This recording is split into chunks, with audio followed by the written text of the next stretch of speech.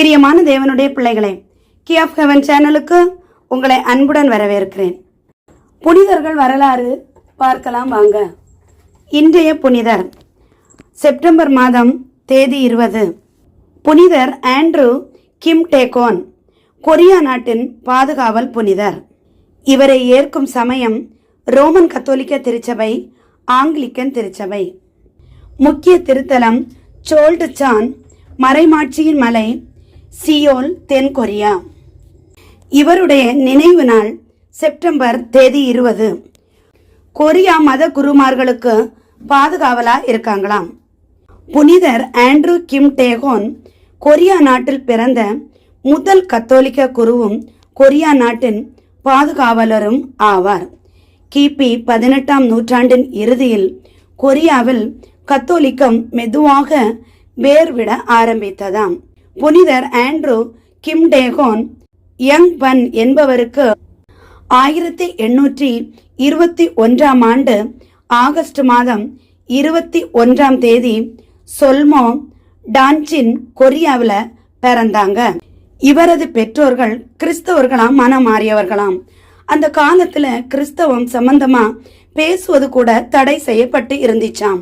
கிறிஸ்தவ நடவடிக்கைகள் காரணமாக புனிதரின் தந்தை துன்புறுத்தப்பட்டு மறை சாட்சியாக இறந்தாங்களாம்.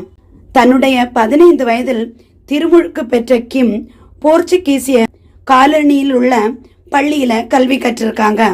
அவர் புனிதராக பட்டமளிக்கப்பட்ட லோலோம்போய், பொகவு, புலாக்கன், பிலிப்பைன்ஸ் ஆகிய இடங்களிலும் கல்வி கற்றிருக்காங்க.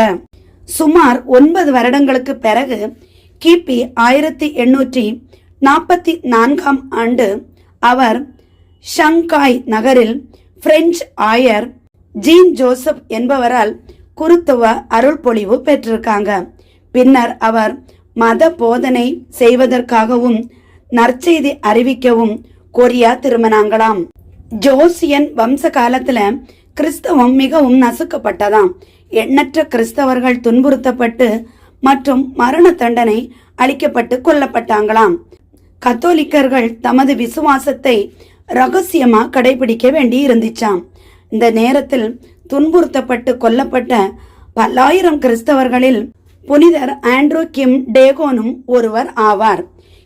கிபி 1846ஆம் ஆண்டு செப்டம்பர் மாதம் 16ஆம் தேதி தன்னுடைய 25வது வயதில் புனிதர் ஆண்ட்ரூ கிம் டேகோன் சியோல் நகருக்கு அருகேயுள்ள ஹான் நதியில் தென் கொரியாவில் கோரமாக துன்புறுத்தப்பட்டு தலை துண்டிக்கப்பட்டு கொல்லப்பட்டாங்களாம். பின்னர் புனிதர் ஆண்ட்ரூ கிம்முக்கு அருளாளர் பட்டம் கிபி 1925ஆம் ஆண்டு கொடுக்கப்பட்டுள்ளது.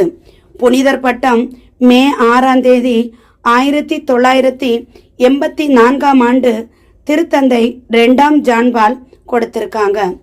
பிரியமான தேவனுடைய பிள்ளைகளே, புனிதர்கள் வரலாற்றில் இன்று நாம் புனிதர் ஆண்ட்ரூ கிம் டேகோன் அவர்களுடைய வரலாற்றை பார்த்தோம். அவர் தென் கொரியாவில் பிறந்திருக்கிறார்.